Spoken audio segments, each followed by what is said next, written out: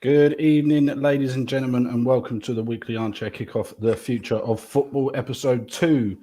Now, I had a bit of a plan for this show, I'll be honest, but it's pretty much gone out the window because we've just literally in the last half an hour announced 2 new signings. So we're going to be mainly talking about that. We're all good. We're all excited. Dara, how you doing, my man? I'm all good, Nathan. Thanks for having me on. I'm excited to get into talk about literally as we call it, the future of football. But of course, we'll be starting with the more breaking news, shall we say? Absolutely. And Pete, how you doing, my man? I'm good. Literally echo what Dara said. More the immediate future of United's back four, and also obviously the unsurprising injury news that broke as well.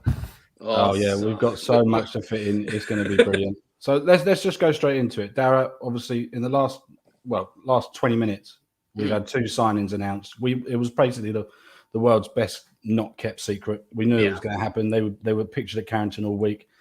What's your instant reaction to getting those 2 players over the door? Fucking fantastic to say at least. But no, I suppose for me it was only a matter of if not when, because we all saw the photos that came out today of them training. So they obviously will have some involvement on Friday. We'll leave that for the boys on Thursday to discuss in more depth because we'll have a better idea as to whether they actually be involved or not. I'm just hoping, given everything that's got, I suppose you look at the way that we played Saturday, we didn't do the worst with a Maguire and Evans centre-back partnership, but for God's sake, just give me Matthias de Ligt and Ligt Martinez right now. Yeah, and absolutely. Trevor's back. Yeah, evening, Trevor. How you doing? Well, no, Mazrouai, we'll talk about the whole left back scenario now, but it will be interesting to see if he's going to be thrown into the deep end at left back straight away or what the case is going to be. I'm just happy to see some actual depth and rotation in the back four after the way we were last season, if I'm honest. Yeah, absolutely. And Peter, like you said before, the news also broke today that Luke Shaw's now going to be out likely until after the first international break of the season. So having these 2 signings come in is probably really going to help that rotation, like Dara said. Yeah, 100%. And I think it was mentioned that they knew Shaw was injured. Obviously got injured at the start of pre-season. I think they're actually playing their PR games much better than they used to be, obviously with the new guys in. It was the same when Greenwood left. And then 10 minutes later, we bought Yarrow. It was almost like new dawn of a new era or whatever. Yeah. They were like Shaw's out, missed 3 games, and then bang, bang, 2 new defenders. So it kind of took away the Shaw news. And the Shaw, it's not surprising Shaw is injured. And obviously there's a lot of chat around Shaw. And it's not a good look that he went playing for England. But at the same time, you can't hugely fault someone playing in the Euros. It's hard. It's a hard one. But it just isn't a good look. And he obviously didn't want to get injured. But I think his leg break was probably the worst, one of the worst we've ever seen. So it's amazing he's even playing. But I think this is just Luke Shaw. This is what he is. And I think it's come the time now. It's a bonus if he's fit. We can't rely on him, and it is time to move on. And as Dara said, Will Mazrouai goes straight into left back. It's good having an actual guy who can play both sides. Obviously, he played there for Morocco in the World Cup, and he's played there for Bayern.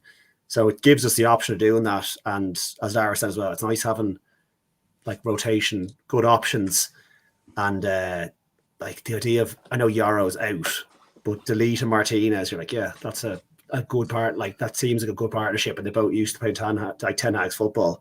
So I'm very happy with both of them, and I'm actually very good friends with a Bayern Munich fan. He is from Dublin, half. I actually don't know where his family. They're all half European, but he's been a Bayern fan since he was basically 5. So he was saying the whole time, he was like, I can't believe we're selling to Lee. She's been our best defender for the last 2 years. So again, kind of, you read a lot of crap on social media and you see what Paul Scholes is saying, and it's not true. And he also was saying Mazrouai's excellent. So I'm very happy with both of them. And it is weird. We are stung. We still have a bit of PTSD from the Glazer era and from buying Hargreaves and Schweinsteiger off them. But I'm confident, and I'm also kind of it's a new era. Let's just trust it a bit and see what happens. So happy with it. And I'll say this much: we were over the moon with Hargreaves because he was a starter, but it was just the injuries, and it was just very unfortunate with his injuries because anytime he played a stormer. Like I may not have been that old. Like we're all about the same age group here, so but like that's the thing. Like from what I remember, each time I saw Hargreaves play, he played the stormer. Like it was just with his injuries, it was just a nightmare.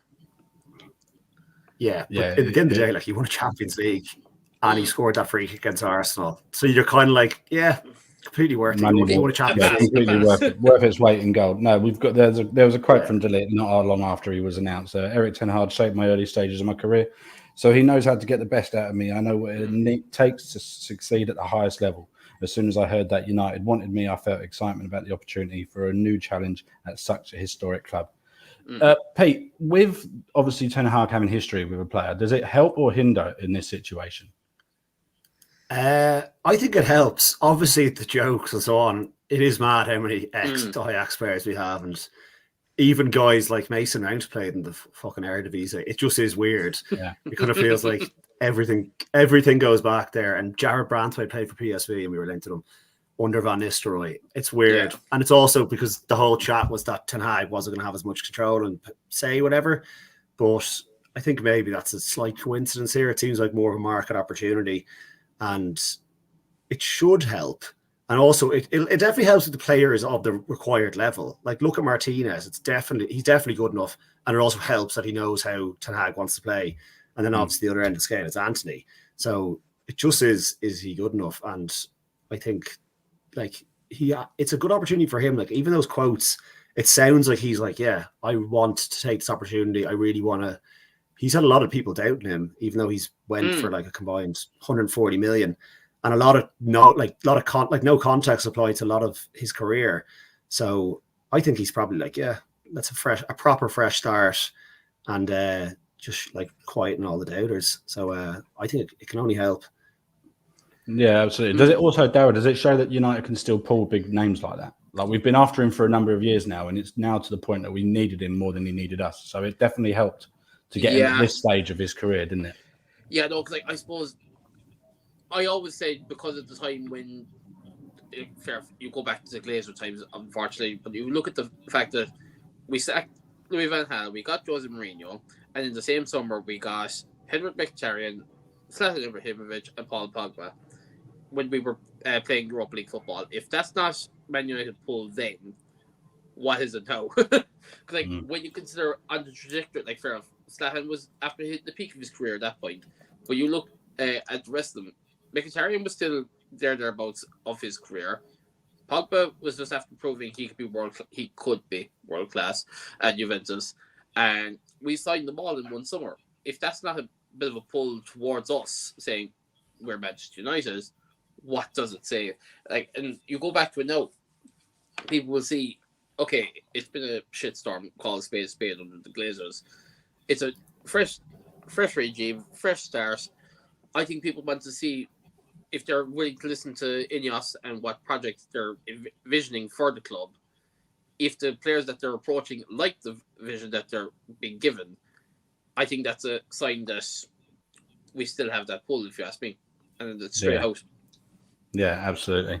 And so he also went on to, we have a quote from Dan Ashworth, Mateus is an outstanding defender and a proven winner who had quality and experience and leadership to our existing group of senior players. The part of that quote I find quite interesting is existing group of senior players. It's interesting that he mentioned that. Does it seem like he might be trying to err away from getting away from that sort of senior role that we've got at the club? Because we've still got a lot of players from the old regime. Of course we have, you're not going to be able to get rid of a lot of those in that short space of time, but we're obviously trying to go down the route of getting young and exciting players like Yeni Euro and Joshua Zirkzee is exciting young talent, but we're still going to have that sort of older statesman of players that have played the game and know what they're doing in sort of European competitions, don't you think?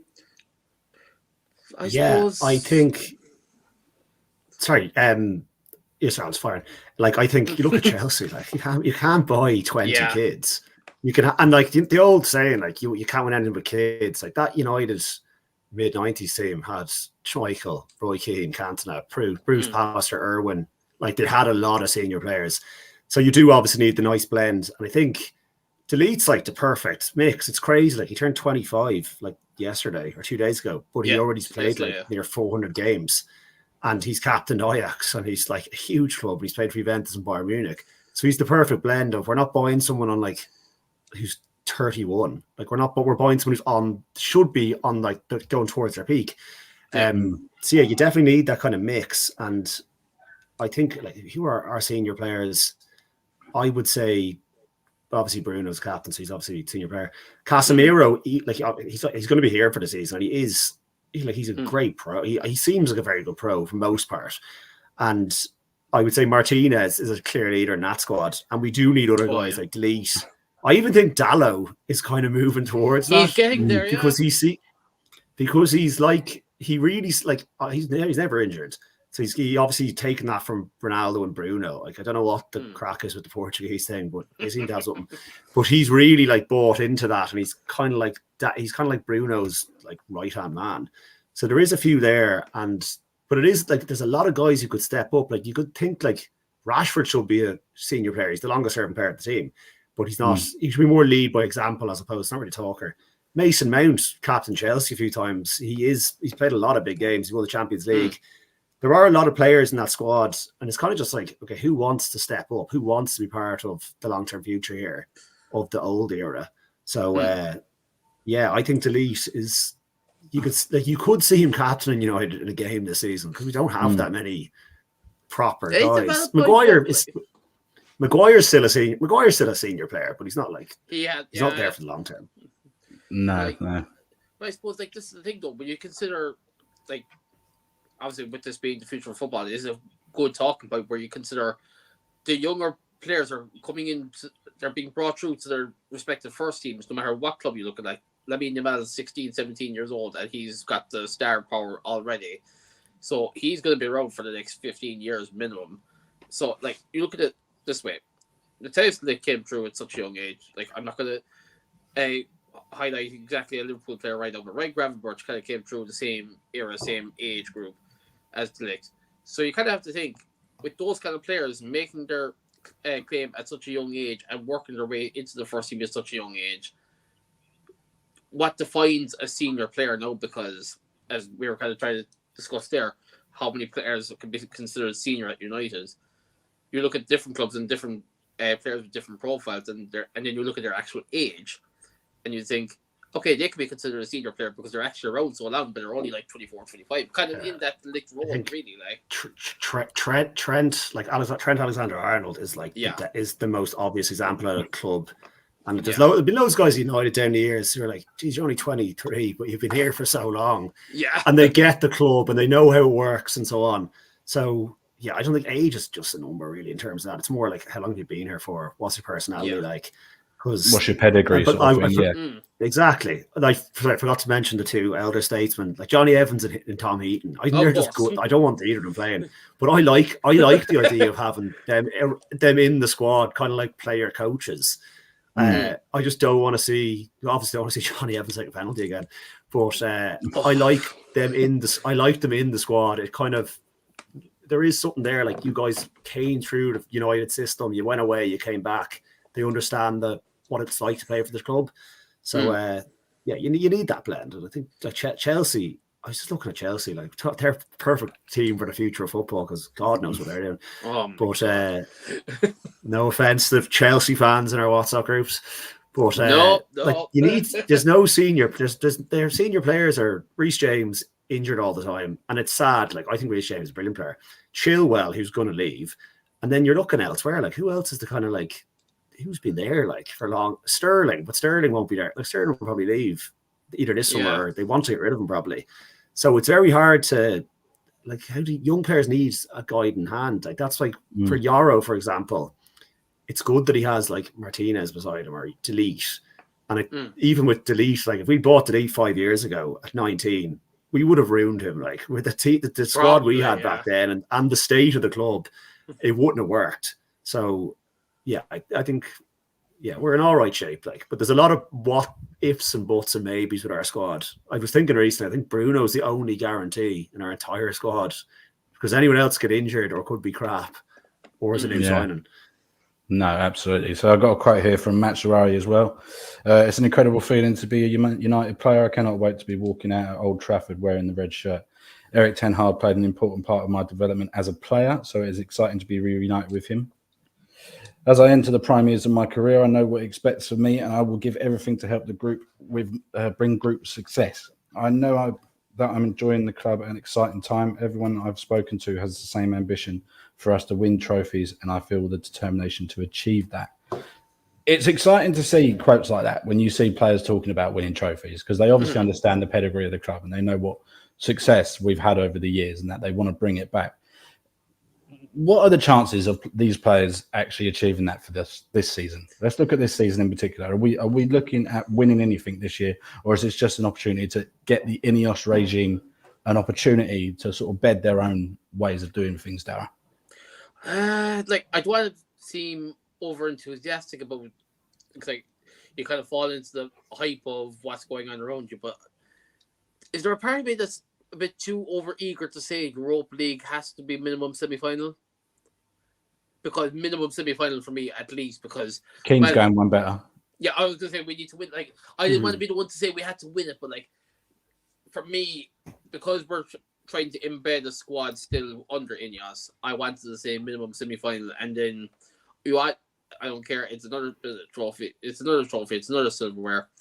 Give me another League Cup or FA Cup, and maybe at the very least a semi-final in the Europa League. I would actually be very happy with that, big hands. I don't know what the rest of you think, but yeah,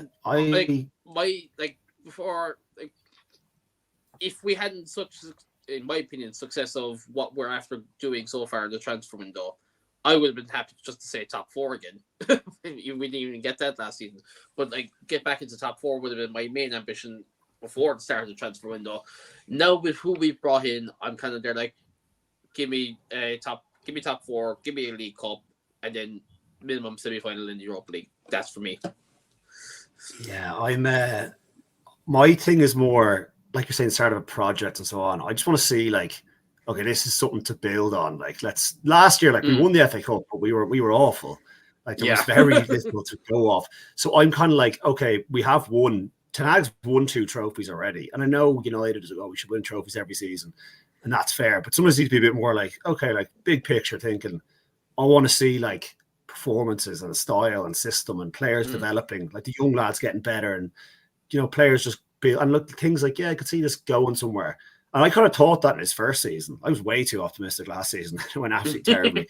I think we all were after like a week. And it was kind of like, we're at the start of a journey, and like all those trust the process take terms and all are a bit silly, but like we've had the quick success and the quick hits and whatever, and I don't feel like we're as desperate for a trophy. Obviously, we hadn't won one for 6 years until Ten Hag got in. So we've won 2 trophies. We've been to 2 FA Cup finals. The Europa League, like I've no doubt Ten Hag will want to win that, like because he wants to win. The European coaches take way more seriously than the English coaches, and they're dead right to like it's a European trophy.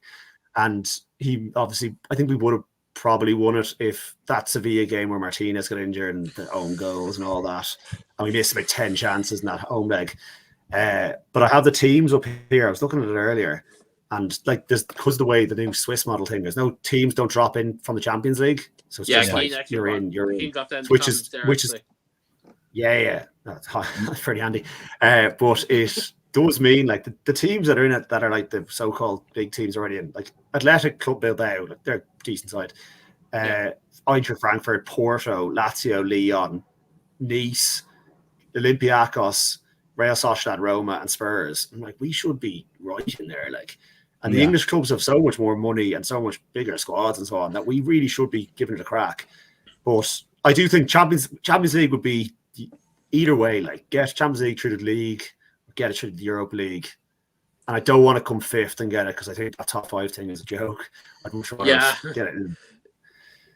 Yeah, absolutely. I agree with you, actually. I think it would be, for me personally, it would be nice to see us actually have a sense of style and a sense of knowing what we're going to see on the pitch rather than not really knowing what's happening. And I think for me personally, Europa League really give that a good chance because, like you say, we've got a really good opportunity with the teams in it to really show our stead and get into the final at minimum. And it would be a real show of intent from Ineos and Ten Hag to win it. And for me, it would be either win the League Cup or retain the FA Cup. I'm quite happy with either of those. If we have to win the Europa League to get into Champions League, that's fine by me. Yeah, that's fair. That's fair. Yeah. Like I suppose going by our history though, like when you list off those clubs that are the bigger names in the Europa League this season, my only judgment on it is you look at Bilbao, you look at Real Sociedad. We don't have a good history of fucking playing Spanish teams, so they're the only two I would actually consider fearful of, and that's honest truth. I think we battered Sociedad in COVID. COVID football wasn't really real. We did, but I looked there. I remember I don't even remember the home game. I think we won the away leg like 4-0, and then I think I just didn't bother watching the home leg. But I looked there, Bilbao, the finals in Bilbao, so like they'll be really going for that. Like, oh yeah, and it's the new format, like, isn't it? As well, it's the new format, which the league sort of format.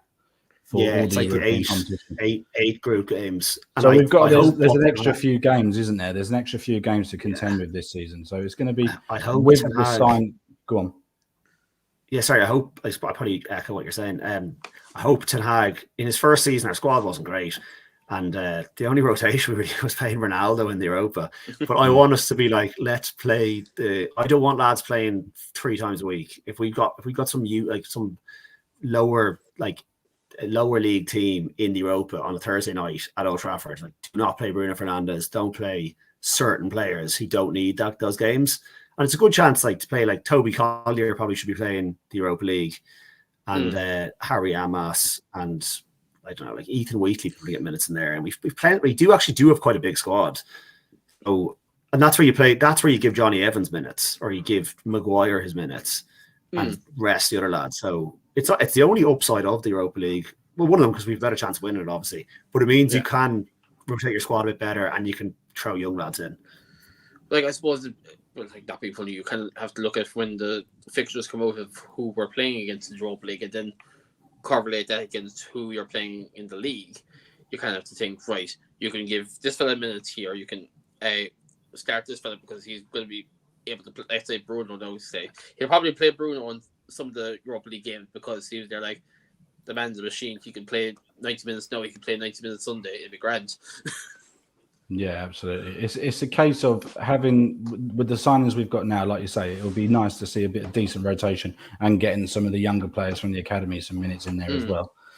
Trevor had a very interesting takeaway from the league, basically saying that everyone around us has been weakened, and with one more signing, if we get Ugar, we should be winning the league. What's your takeaway on that, gents? I personally didn't think anywhere past 4th place. I didn't really care about challenging for the league. It was just a case of domestics and European. I think the way it's funny because I'm saying this as we'll be going into the international break after us, but I genuinely think once we see our results against Liverpool on 1st of September, we'll know where we stand, because we kind of started poorly in Ten Hag's first season, then we kicked on after Liverpool and Old Trafford amidst all the protest. But I was there like, we kind of kicked on after Liverpool in Ten Hag's first season. Anything's possible, really.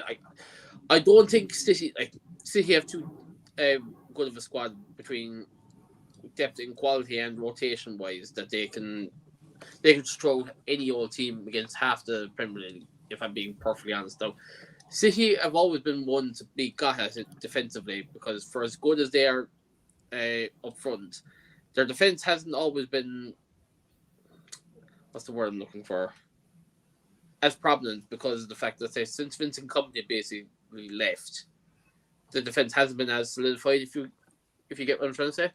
It's a case of that they score more goals than they concede. That's really their mantra. Yeah, absolutely. And they have been 80% of the ball. So it doesn't really matter at the back sometimes. but like I do agree with you. Like Kyle Walker's, like, he's been crap for 2 years. Like, people only kind of saw that in the Euros, and they just have a lot of solid defenders who can just play wherever. But teams can get at them in places. I don't like. Like, we'd love to be sitting here being like, imagine our unexpected title challenge, but we haven't challenged for the title in like since 2013.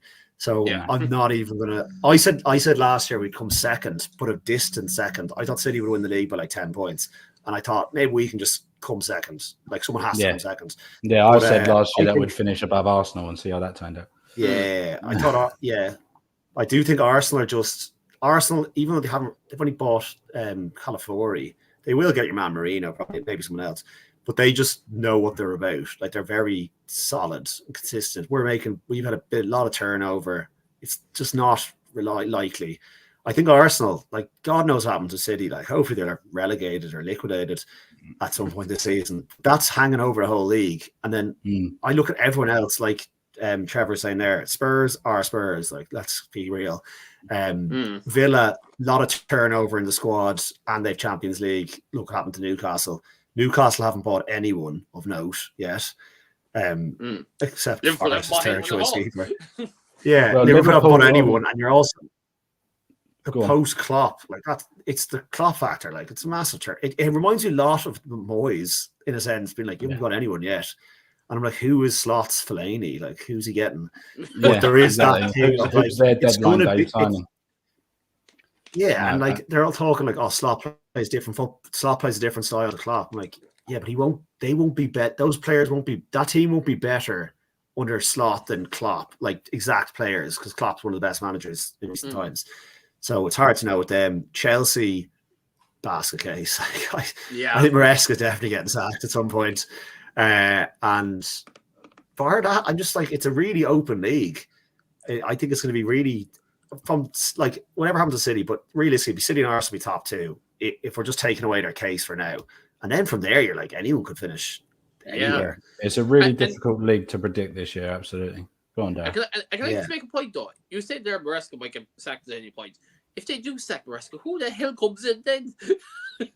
Southgate. Yeah, here comes oh my god! on a 15-year contract. Yeah. Yeah, the largest paid manager in world football.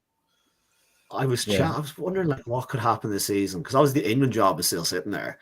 So maybe they go for Eddie Howe. You could see like Eddie Howe leaving Newcastle or something happening there, and I could see Pochettino going to Newcastle and just completing like his trilogy of crap job choices: PSG, Chelsea, Newcastle. So it's good for moralistic reasons as well as football reasons. But I don't know. It's going to be really interesting. Like Spurs buying Solanke, like he's had one season ever that he's been good. 65 million from like. I know, it's mad. And like, if someone said he last summer, it would have been Solanke went for 6.5 million somewhere. People would be like, no one really would have taken notice of it. So it's a hard one. But it's hard to know with Spurs, and they've. I think like Solanke and Maddison are their 9 and 10. It just screams like England B team. It's just like, is that good? Are those guys that good? Sonzi are older. They have a lot of young guys like Archie Gray coming in, Bergval, and they still like their defense was on paper looks good, but they conceded so many goals last year. Yeah, but like it's because of Ange's consistency of playing the high line, even when like. You don't play that high line against City. He found out the hard way, though. Yeah. I think I was saying like around top 4 for us. Obviously, we came 8th last season. It was awful. Yeah. But there was a point. I'm like, remember when we beat Villa away? McTominay scored that header in like February, and we were on that run of like 4 or 5 games in a row, and Hoyland was scoring the whole time. I was like, how are we 5 points off 4th? Like, we've been so bad. Yeah. You know, like I just don't think these teams are that good. It relied on last season. United were awful. Chelsea were awful. Newcastle fell apart. And good for Villa that they took the opportunity and got top 4. But there's no way United can be as bad as they were last year. And like I won't lie, because like I like I won't lie. I like the fact that Emery came back to the Premier League and said, screw Arsenal, I'm going to prove myself here now. And he did just that with Villa, which I suppose I don't follow Villa well enough to actually know what's going on behind the scenes there. But it was like they made the right transfers. Emery got his minion. They got what they wanted. They got Champions League football. And Was it they got to the semi-final of the Conference League? Am I right in saying that? Yeah, So, like, they got trashed. yeah. They got trashed. They got trashed in the end. Yeah, but like you look at it on paper, now, Olympiacos? and you're kind of think, yeah, Olympiacos, I think, and like you kind of think Yeah. on paper, what can they do this year in the Champions League? I think it all depends on who they get in the groups, if I'm honest. Yeah, but the Champions League is just not the Champions League anymore. The Swiss model thing. If you're in the top 16 teams the first 9 teams go straight into the last 16. And then obviously for money reasons, it's the 10th to 24th or something like that. Like 8 teams go in and the 9th to 24th are in like a playoff to get into the last 16. So like Villa, realistically, Villa will be in that 9 to 24 category. Yeah. Somewhere. So you're going to have a lot of games. They're like the bottom 8 will be your usual teams from Eastern Europe who don't have don't have as much money. So they have a lot of games, and it just is a big, like, look at Newcastle. It's just a lot. It takes a lot out of you playing Champions League and whatever. So, and you look at Emery, I think historically, like, even like, obviously it's different. Villarreal, he has a better squad with Villa, but his Villarreal team who beat us in the Europa final and beat Arsenal, they came like mid-table in La Liga because he put all his eggs in one basket. So it's going to be, I don't know. It's hard for these clubs to it's very hard to establish yourself and get up and stay around that position. Like, you often drop off. So I think it's going to be a really exciting season post tournaments as well. I'm not really ready for the season to start. It doesn't feel.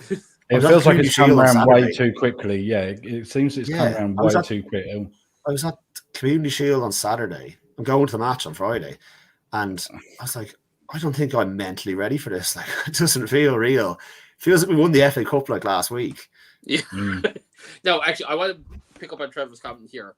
Go for it. We've had our discussions in the group chat about whether Alvarez is worth it. I think, as an overall player, definitely worth the 89 million that Atletico Madrid paid for him, because we could have picked him up for pittance. We could have picked him up for less than what City paid for him originally, which is the most tragic part.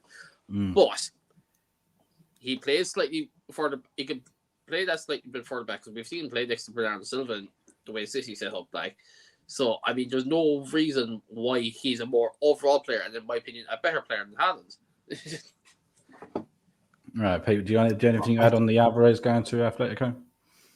I think it's an amazing deal for City, to be honest. Like, I think he'd be good for Atletico, but City don't like. Julian Alvarez isn't better what he does than Kevin De Bruyne and Bernardo Silva and Phil Foden. Like, they have those guys who supply Haaland, and Oscar Bob looks like he's going to be in the squad now. Oh yeah, and they got Savio, and they'll probably buy someone else. But it's just hard to, with the case and everything. I'm like, what is going on here? Like, why do people want to go to City? Why do people want to go there until they know what their future will be? Or will they have to have like a clause in their contract? But no, I've no doubt City, like, it'd be great for the league if Chelsea sprung a surprise on the opening Sunday, just to kind of breathe some life into it. But I think someone's going to have to get like a 10-point lead on City. Yeah, but someone's going to have to get a 10-point lead if they want to win the league, as we've seen. We'll play Fulham on Friday. We haven't been told whether these guys have been registered in time. Obviously, they've announced the signings today, but we don't know whether they've been registered in time. Oh, they would be, because it's like Thursday midday or something. Is that the cutoff? So would you chuck them straight into the team, or would you leave them out for now? I'd throw them straight in. I think they'll be. It's annoying, like Brexit, but the work permits, especially it's ridiculous that a Dutch guy has to wait for a work permit to work in England. But I think they've got enough caps and so on. They're established enough that they'll be fine. I would definitely, I think he probably will throw them about in. And I never want to see Martinez play left back. Yeah, he's just not. That's what I was going to say. Them just right. It didn't look like he fit. He has the attitude of a centre back. He can't track back and run up and down on the wings quite as well as other players can. So he's much more better. That's exactly where I was going to go to. So that's exactly what I was going to get. I'd go, if I was picking my back four, I'd love to just be like, here, let's just play Harry Amas at left back. Don't bring in, let's just give him a shot. Fulham, like I know we lost them last season at home, but Fulham have lost Palhinha, they've lost Willian, they've lost Tim Ream, I know he's old, and they've also lost Adebayo to Chelsea. So they've lost their starting centre backs and their best player in Palhinha. Like, and they bought very few players. So we should like that. They bought Smith Rowe, but like, how fit is Smith Rowe? Like, he's barely played in 2 years. Yeah. Like, that should be a game where like you can put a young lad in, or you put someone in, and you should win with the experience around them. But it will be interesting. Like we were chatting in the group. Like, I think Keane said it. Like, you have to play. Like, there's no point be like, oh, we'll give Delete. We'll put him in somewhere. It's like we need him playing against Liverpool in 2 weeks. Like, we need these guys. Just get them in, get them playing. And I'd rather give them a debut at home to Fulham than away to Brighton next week. I'd rather just get them in and get them going. And as we said at the start, they know how Ten Hag plays, so it's not going to be like alien to them. And they've both played with Onana, so it should be like kind of muscle memory will kick in somewhere. No, absolutely. Yeah, no, like I said it at the start, and I just want Ligt, Ligt, end of like whether Mazrouai actually comes in some shape form. Like, it's an interesting because then they're like, you look at our left back situations, we've kind of delved into across the episode. It doesn't scream that it shouldn't just throw Mazrouai straight in. I think there's, if I'm right, they'll be training once more between now and Friday. Is it? They probably will more. Yeah, probably train Thursday. Probably Wednesday and Thursday. Yeah. So even Trevor's there saying in the comments that like, Dalot left back, Mazrouai right back. I think it'll be the opposite way around if it's going to be the case. I think Mazrouai is going to throw in left back because, like, fair enough, as we kind of pointed out, has the better ability of, from what we know of him anyway. We know that he can play left back just as good as Dalot can play left back, if not probably better. So I don't see why not. I'm also on the thing. I hate, if you're missing one player, don't make two changes. Just make one. Just put one at left. Don't be like, let's switch left back to right back and all this. Like, Dalot's a right back, and he's our first choice right back as well. So I'd much rather do that. And as you said, like, Mazrouai's played World Cup semi-final at left back. Like, he's well able to play there. Yeah. Now, having said that, though, if we hadn't sold Wan-Bissaka in time, I might have made the case of Dalot left back, Wan-Bissaka right back, and then you bring up Mazrouai at like 55, 60 minutes just to give him some legs. But that's not the case. On selling players, I'm actually really glad we have. Like, it's good that I'm glad we haven't sold McTominay, because obviously Fulham were interested, because you just know he would have scored if he was playing against us on the first day. Yeah. So it's just a nice, just like, let's just wait. On the Wan-Bissaka thing, I'm not like, I've seen a lot of people have been like, oh, what a loss and all this. I'm like, Wan-Bissaka is the exact same player that we bought. Game hasn't changed. And I do think just Mazrouai is, from what I've seen of him, a technically better player. And Wan-Bissaka suited us when we were kind of Ollie's era of, we're a developing team, we got a lot of young players, we're not that great, and we play on counter all the time. And that was Wan-Bissaka, like, you lock up a defender, a good recovery pace and these things. But if you've got all the ball, we want to be a team who has plenty of the ball. And it looks like with the signings we're making, Delete, Mazrouai, Xerxes, these are technical guys. That will be more of a ball playing team, hopefully. So I just don't see I think it's just a good swap. Wan-Bissaka out, Mazrouai in. Yeah. That's a fair point, yeah. Yeah, I would say that there was probably an argument at one point that AWB was probably better than we anticipated. There was arguments at one point from all the leading pundits saying he was the best one-on-one defender in the world. And you can see it. He probably is. He probably is. But he's not like, that's, he's really good, like, locking. He's like I remember what made mine was like, he's like NFL special teams. Bring him on and just takes on. He's just like, I'll lock down this winger. But he's not good at attacking, and he's not good at passing the ball. He's not very good in possession. And his positional awareness is actually terrible. Like, the amount of times that I remember, especially in the Ollie era, the back post, someone would knock a header in and he'd just be standing there. I'm like, man, what are we doing? And his recovery slide tackling is great. But I always think it's kind of the Kyle Walker thing, being like, why do you need to recover so often? The top defenders don't really they just, you don't really notice them. They just do things. So I do think it'd be really good for West Ham. But that's like, for a team that doesn't have as much possession, you can imagine he would thrive a little bit more. His positional play for us when we didn't have the ball was what let him down. So when we did have the ball, he was brilliant. But I can see at West Ham he's going to thrive. What do you think, Darryl? Is it the case that when you step down from a club with the reputation and history of United, players realise the pressures off them that they might actually be able to perform that a little bit better. Like you look at the case of some players who have left the club over years, and no, fair enough. It all depends on the attitude of the players. Well, like I'll take the example of the Rat Di Maria here. He started great. What happened? His house got robbed, or his business. He basically just let his business do the talking at that point and said, "I want to go to Paris." So he went to Paris, and then he actually did play a bit of decent football. It was nice to see him getting thrown into the stands. Now that I think about it, but anyway, but like on that point though, like it's just like it all depends on your attitude. Like fair enough, you could be a good player, but if you realize you're not up to the certain standard that's expected of you, you know you're going to thrive at a club where the expectation is that a little bit lower, say, where it might be at your level, say. Whereas with us, like at the end of the day, with it being Man United and the history that comes with it, some players will thrive on the idea of playing for us, and then you'll have some players who will like the idea of playing for us, want to play for us, but then they get thrown into the heat of it and they realise they're not up to the standard of it. So each to their own, then really in that aspect.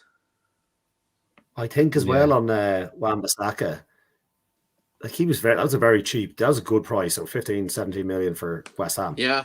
If he's available for that fee, why was no one better? Why wasn't like someone being like, yeah, we'll get him and we'll have him as an option in our squad? Like that kind of says a lot as well. Why didn't a Spurs or like Newcastle or Villa, someone be like, yeah, he'd be good for our squad. He can play both sides. So I just don't think he's. I wish him all the best. He was a good. He did well for us. Like he never let us down or anything. But I think you just sometimes you're like, yeah, just move on. I do think I was back that summer. Wan-Bissaka 50 million, Harry Maguire 80 million, and Dan James 15 million, and somehow we made it doubled our money on Dan James. Yeah, but that's a terrible window in terms of the money we spent. That's 145 million on those lads. And we started that season. They all Chelsea. The two of them started at the back. Dan James came on and scored, and Andres Pereira was in midfield. Yeah, like, we were in the trenches there. It was in the trenches, like. But like, you want no. And Pereira will be playing on Friday as well.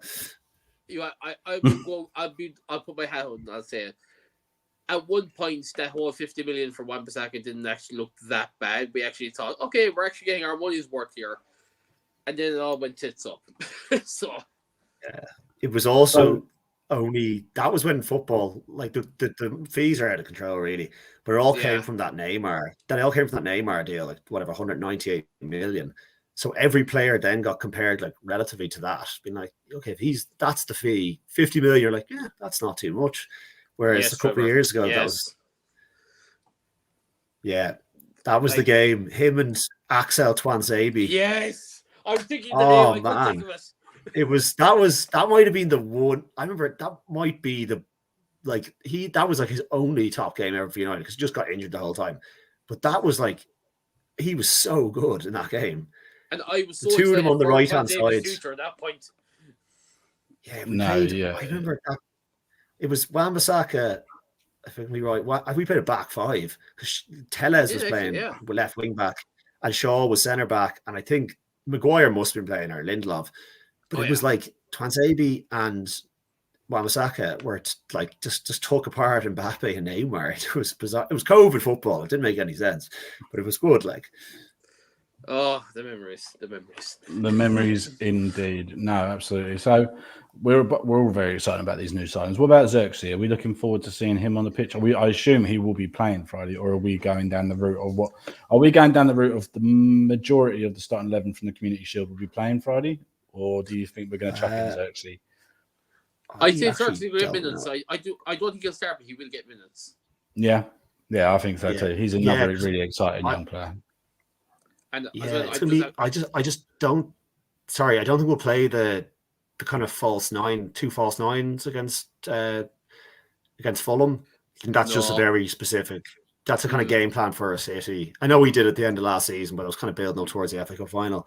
Yeah. But I think it's a lot to get like starting 3 new guys at the same time who haven't played any preseason with us. Maybe it's a lot to ask. Maybe Rashford starts up top, or like Sancho or something like that.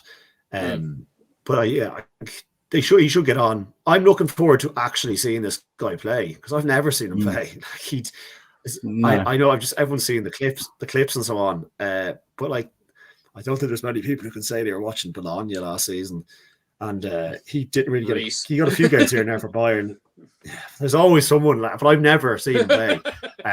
So I'm looking forward to seeing him.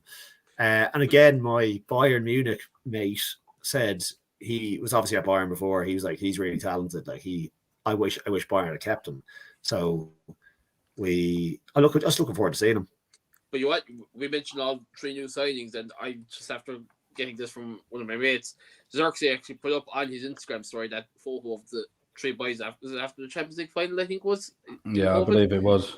And it's just the caption, "Run it back." So I'm actually excited to see when the 3 of them are in the same starting lineup. Can they actually do anything together? So, no, obviously, I'm not going to sit here and say I watch Serie A all the time where I know everything about Xerxes. But from what you can see of him, you kind of have to be some bit excited to see how he fits into the squad as well. Yeah, absolutely. I want to get a very, very quick word on Hannibal. Obviously, he's handed his transfer request in either today or yesterday. I can't remember when it was. Are you surprised by that, or do you think it was probably time? You know, he's had a few minutes here and there, and he did look at one point he might break in, but just hasn't really happened for him at United. What do you think? Pete, Dara, whoever. Yeah, I think it's like there's nothing wrong with a player. You know, like there's this big thing, and like we can't let him go, and like it's fine. Players leave clubs all the time. It's just normal.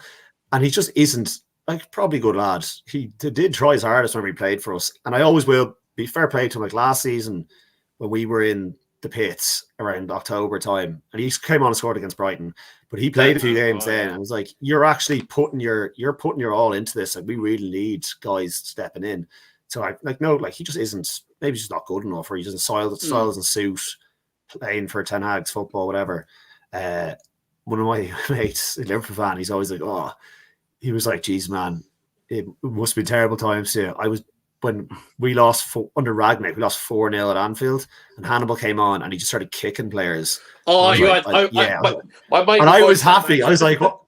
Yeah, I was like, yeah, good lad. Like, we'd like kick people. I was like, you're losing 4-0. The game's over. Go break someone, like don't maybe break someone's leg. Just go out and kick people and show you care. Do something a fan would do. And my mate was like, "Your Jesus Christ, things must be bad." That the guy you like the most is the guy who's come on got booked. Yeah. I'm like, yeah, because at least he fucking chose something like. But you know, that's like, my brother said the same thing because like my brother is a Liverpool fan and he actually said, "What the fuck was Hannibal doing?" I goes, he just wants to kick someone because he was frustrated with how the game was going. But like, I was delighted because, like, I was there. Like, as Pete said, game was over 4-0. Just show a bit of passion. Like, if we're gonna dig into someone, make sure you let him know he's there. Kind of old GA style. Let him know you're there. Like, it was like, and Liverpool were going for the title. I was like, yeah, injure someone, like just derail him a bit. But he's one of those guys. We bought him for a bit of. We bought him. I think right before Brexit kicked in, where you could still buy players from other clubs when they were young. We bought him for a bit of a fee, but hopefully we get. I don't know where he'll go because he didn't. That loan spell didn't go well from at Sevilla. Stop loaning players there. Martial, him. Yeah, you could imagine him probably some add-ons. There probably was some add-ons. You could imagine him as sort of like a very established championship team with the way he plays. He's got a bit of attitude about him, and he will get into challenges and stuff. So you can imagine him quite.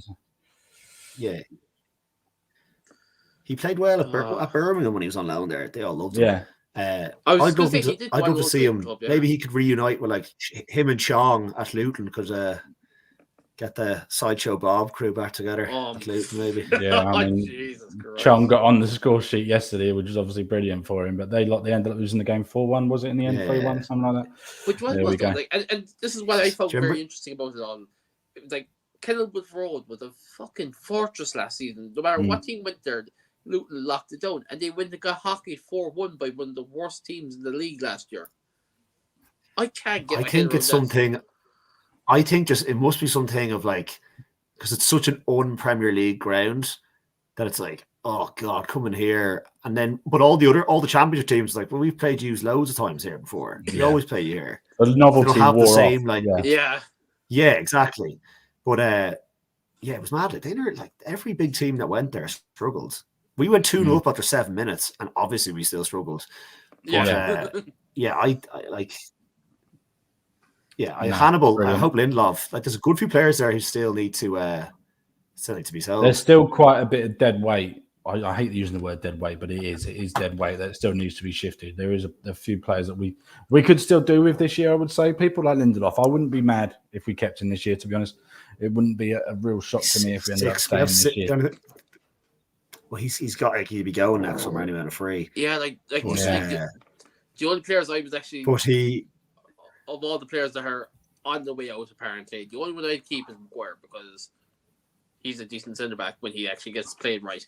Like, fair enough, he doesn't fit the system, but when you look at what he's capable of and what he brings to the squad, keep him over Lindelof every day of the week. Yeah, I agree. I think Lindelof got the 1-year extension that Wan-Bissaka got, so he'd be going to free next summer, or we get rid of him now. But he's like, we've 6 centre backs at the moment, including Johnny Evans. But I'd actually rather Johnny Evans than Lindelof because I'm like, yeah, Johnny Evans knows he knows what it's like to play for a good United team. He knows the standards, and he's never really let us down, Johnny Evans.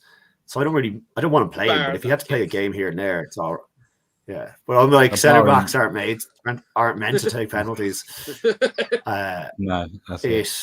Yeah, but it'd be interesting. Like, Lindelof just screams Turkey. Like, just see him at Mourinho bought him for United, so maybe we'll bring him to Fenerbahce. There was talk of that at the start of the summer, so anything's possible. Yeah, you think about it, he's the most un-Jose Mourinho centre back ever. It's actually mad that Mourinho wants United. Very true, actually. Yeah. Seemed to like him, didn't he? Seemed to like him, absolutely. Right, let's have a bit of fun for the end of the show now, because this was what I was going to do on the original show until everything got thrown out the window because United decided to sign 2 really good players, which is really irritating, but there we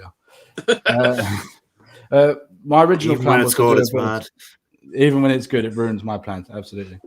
We're going to do a bit of fun now. We're going to go back in time, and we're going to, because we've been talking about transfers and players, we're going to pick, if we could go back in time and use any time travel you want, what transfer would you stop happening? If you could go back to any transfer in history at any club, doesn't have to be United, could be any club, and like transfers that didn't work or ended up having catastrophic like impacts on certain managers, i.e. Ronaldo coming back. So if there was a transfer going back in time, what would you go back to and what would you change, Darryl? Who would you get rid of, or who would you not sign for another club? The first that comes to mind, non-United, would actually have to be I'm talking the last few years, because I won't call it like I won't call it Thanos for anything like that, but it was literally like Virgil van Dijk signing for Liverpool, and everything between himself and Alisson signing for Liverpool in the way they did, in the order they did. Everything just clicked for Liverpool at that point, and then they really kicked on.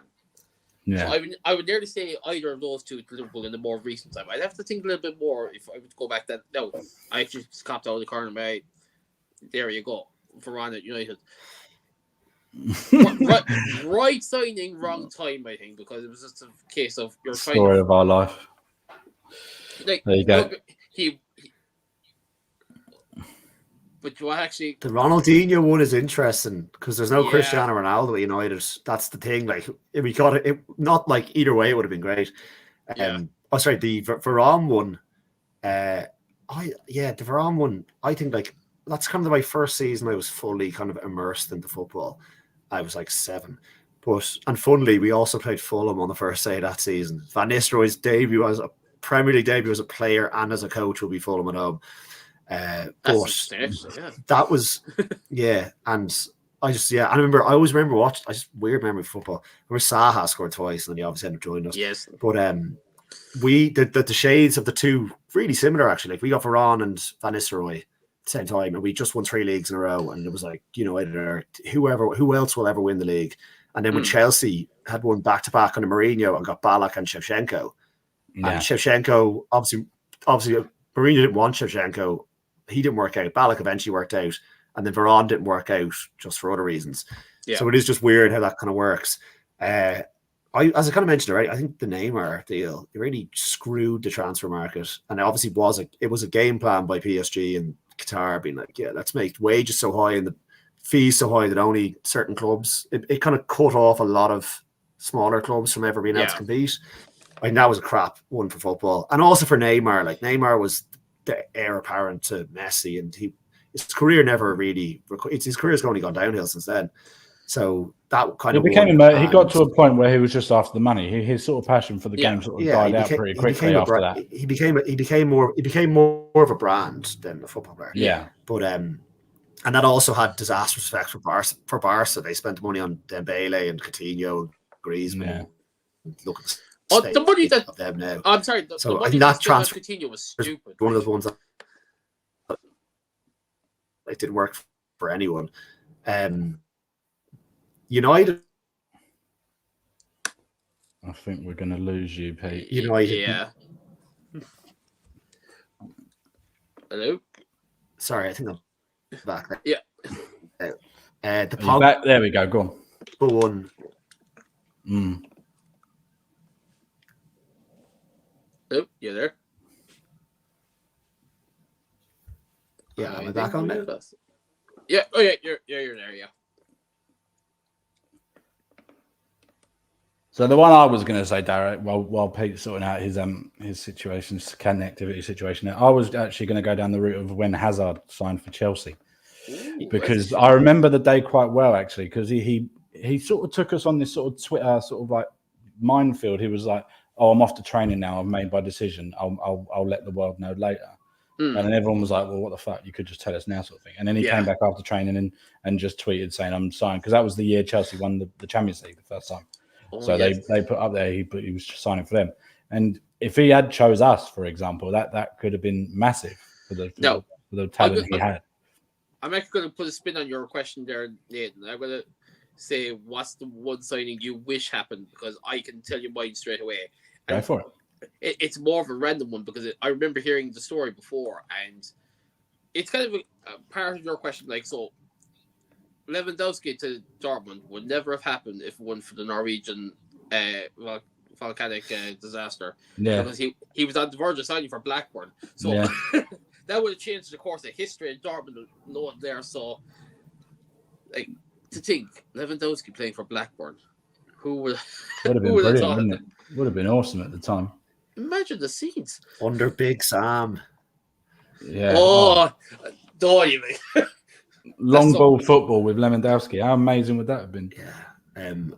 I actually think that's a really good.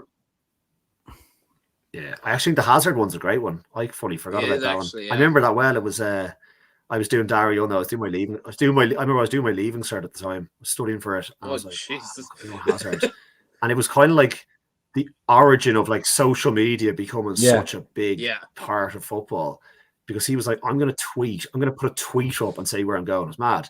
Kind of like, I don't know if you're into NBA, like when LeBron James made the decision and he went on TV and he announced in an interview where he was going to go in free agency, and it kind of I remember changed the game in terms of like player power, and he got a lot of stick for it. But the Hazard's kind of similar. I think the Pogba one in our regard, I was buzzing when Pogba joined, like we were saying earlier, Mkhitaryan by Ibrahimovic and Pogba. And Pogba, that was the big. United had already kind of lost our way already, but it was the start of player power, of like the players are more important than the managers. There's like, let's give everything to Pogba and this kind of thing, and the Stormzy and the Pogback and all that and the emoji, and it just kind of became like, here, what are we? Are we a football club? Or are we like, what's the plan here? No, and I think I said to you on Nathan on WhatsApp, the other one was Sanchez because the piano, and I think someone mentioned in the comments. I never wanted to say the Sanchez one because we never would have got probably one of the best transfer announcements in history. In my opinion, I don't care if it's United. I'm biased. I'm saying it right now. That is my favorite transfer announcement of all time. And I know how they nearly replicated it when we signed Fred. Because I was going to say, Fred the Red on the keys, and there's a bloke in the background going, "It's not you," and then you just have this smack. Yeah, that was awesome. Off. It's crazy, like you said about the Hazard one. It's crazy how that sort of like started that trend of like social media transfer announcements, because now it just sort of be all the rage. when a young Fabrizio Romano was probably looking at that, thinking, I've got something. Yeah, the John Open Mikel one, he was at United. He was in a kit. And he was like, I'm delighted to be here. And it was something mad. To be fair, we didn't really miss out. Mikel was bang average. Chelsea, I was saying to Nathan on WhatsApp yesterday, Chelsea nicked loads of players off us when they were kind of getting good. Yeah. And it was kind of like, geez, they've so much power. We're kind of, it kind of, in that kind of like 2005, it was like, geez, United, when like Fergie might never win something again. There was that kind of feel, and the Glazers just come in. It was bad times. Chelsea took, like, Robben was supposed to come to United, gone, in 2003, 2004, didn't come. Michael Essien was like long-term target for United. I think he was on trial at United as well. Didn't come. Chelsea got him. There was all those, like, even Damien Duff to an extent, we were linked to him, whatever. But Chelsea just had the more money, and it was London, and they were the new kids in the block, and they were going really well. Don't let Julio hear that we were going for Damien Duff. That's a good point, though, actually, because the whole sort of exciting announcement videos, when we've seen many of those this sort of transfer window or in the last nothing. It seems to be a lower, like, sort of lower league thing now, like the League 2, League 1 clubs sort of put their own. Burnley had they had really good stuff last year, but then they got relegated, so they're probably like, let's not do that. Yeah, but there's not as many. There's not as many anymore. Like, I saw United had Barry Keoghan for the new training jacket, which actually nice. But a bit mad doing that. I think United's social media is actually a lot better at the moment. I've unmuted them, which was a big step in our relationship. But when it was, I was like, I can't deal with this. But yeah, there's not as many, and it's because transfers are so, like we just mentioned, like Fabrizio Romano and these lads, like, you just feel like a transfer's happened 2 months before it does happen. So they're probably like, what's the point of dropping like this cool video? Whereas like kind of an out of nowhere one is, you could do something kind of special with it. I think the ones that we could go ones that kind of like broke your heart ones as well. I was when Van Nistelrooy favoured every United player when he left. I was obviously gutted, but that's the first player. First player I fell in love with was Ruud Van Nistelrooy. Yeah, I don't know anyone who doesn't love Van Nistelrooy. Like, I don't even remember this really, but my cousin, she's a girl and she's 2 years younger than me, and she was like, I was obsessed with Van Nistelrooy. I was like, I don't remember that at all, but great pick, like great person to be obsessed with. I think the other one was Tevez. I look back now at Tevez. I don't really hate him. I'm like, you were class for us. You won a Champions League with us. You scored some massive goals. You can kind of separate the Tevez at United from like the Tevez at City. But that was one where it was because that summer, obviously we lost Ronaldo, 80 million, and we did not keep Tevez, and then bought Obertan, Valencia, and Michael Owen. And that was the summer where it was, oh yeah, we're not that good anymore. We haven't been near that level since. I know we made the Champions League final in 2011, but we weren't the same at all. It was just, we had the muscle memory, we knew it to win. But that was the moment that it was kind of like obvious, like, I think the days of winning Champions Leagues are kind of behind us. And we went from having probably the best front line in Europe to Rooney and co.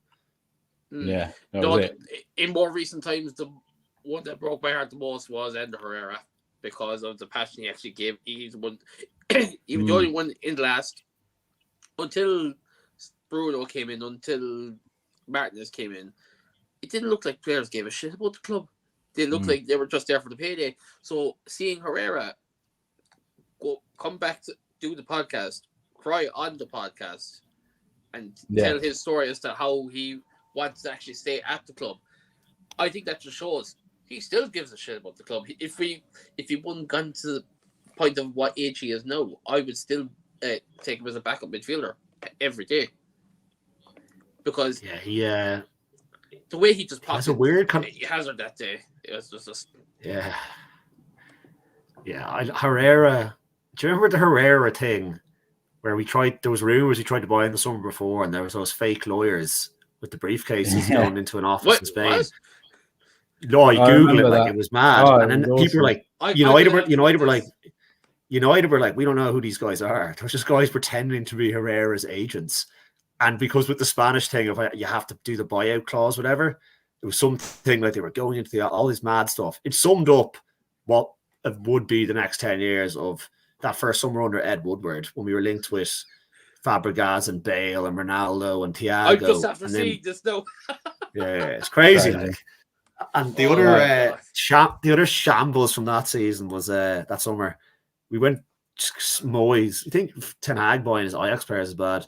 Moyes, like, yeah, I'll take Fellaini and Baines, put in some crap offer for them. Everton based sells to piss off, and then we end up buying Fellaini for the same price that we offered for Baines and Fellaini. And it was like 3 weeks after Fellaini's buyout clause, which was 4 million less, had expired, and I was like, oh, we're in for a tough time now. Like, yeah, that's really set the sorry, time the last era, absolutely. The last one, I saw a tweet about it. What was the last transfer that just happened out of nowhere? And they said Falcao going to United on loan. Oh yeah. Oh man. I found that out at you'll know, Dara, Electric Picnic. Yes. On the day 3 or something, and I woke up and someone was like, Falcao's gone to United, and I was like, good man, like, what are you on about? Like, and then there was no one had a phone, and then we were like, here, get a phone. So we're like, what the hell? How we bought Falcao?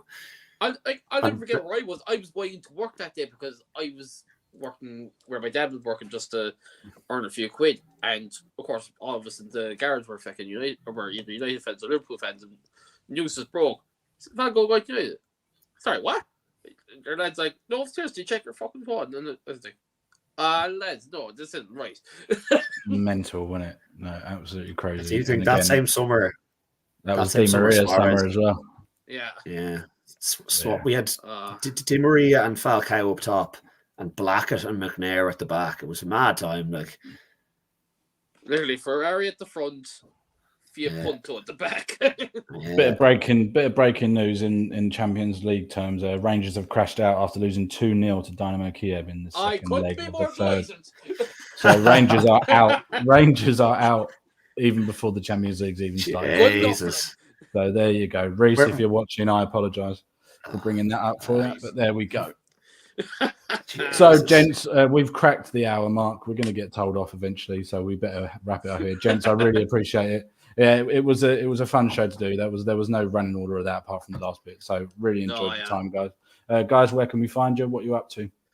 As my handles underneath says, at Dara_Cash on X, Dara_Cash on TikTok. If anyone's on there, follow me.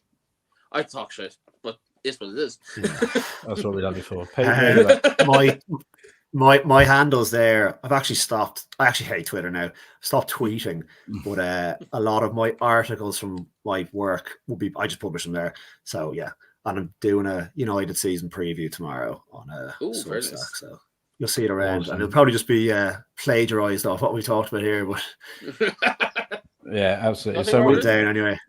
Coming on the network this week, we have got quite a few shows coming up. We've obviously got Talk of League tomorrow, 8:00. That's with Evan and gang. Then we've obviously got the Fulham preview Thursday, 8 p.m. And then we've got the reaction after the Fulham game, 10 p.m. on Friday. Really looking forward to that. Guys, the season's back on Friday. Can't fucking wait. Really appreciate the time tonight, guys. Awesome, nice as always. And we all take care. Cheers, guys.